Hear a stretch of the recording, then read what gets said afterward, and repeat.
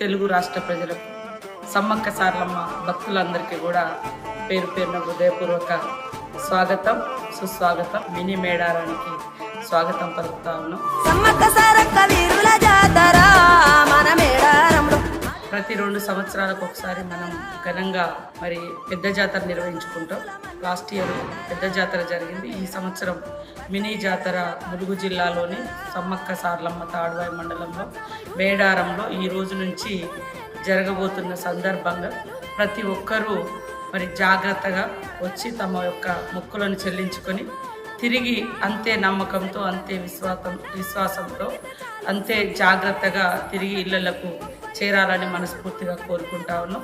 మరి ఈ మినీ మేడారానికి కూడా రాష్ట్ర ప్రభుత్వం, ముఖ్యంగా సీఎం రేవంత్ రెడ్డి గారు, అదేవిధంగా డిప్యూటీ సీఎం బట్టి విక్రమార్క గారు మరి 5 కోట్ల రూపాయలను ఇచ్చి మినీ మేడారంతో పాటు ఆ చుట్టుపక్కల ఉన్నటువంటి పిల్ల జాతరలుగా మనం పిలుచుకునేటువంటి బయక్కపేటలో సమ్మక్క సారలమ్మ జాతర కానీ, ఐలాపురంలో సమ్మక్క సారలమ్మ జాతర కానీ అదేవిధంగా కొనసాగుతుంది.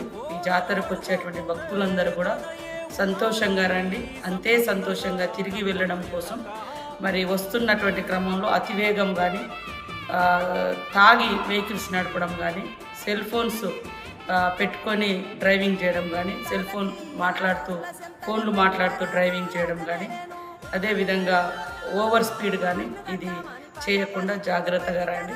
మరి మేమందరం కూడా